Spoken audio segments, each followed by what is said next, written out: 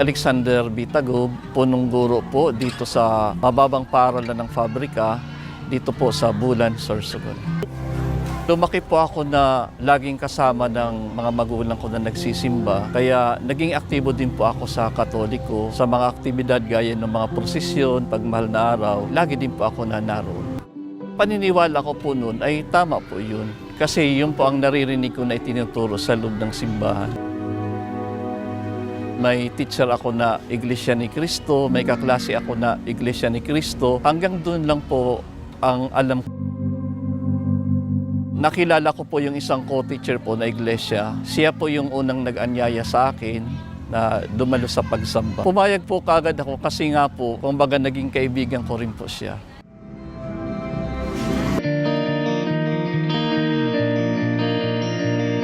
Unang pasok ko po sa kapilya ng iglesia, nanibago po ako. Gawa po ng napakatahimik. Pagpasok po, mayroon pong nag-guide sa akin para umupo doon sa upuan ng mga lalaki. Natitiyak ko po na yung binabasa o yung sinasabi po ng ministro ay nanggagaling mismo sa Biblia po.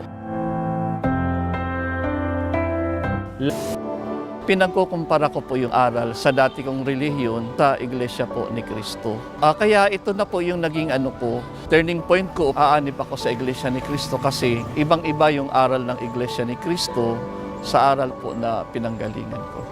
Wala naman po ako gaanong pag-uusig na naranasan. May mga kaunting biro lang. Yung halimbawa, di ka na makakasama sa sayawan, di ka na makakasama sa inuman, di ka na po makakasama namin kumain ng dinuguan. Yung mga ganong biro po.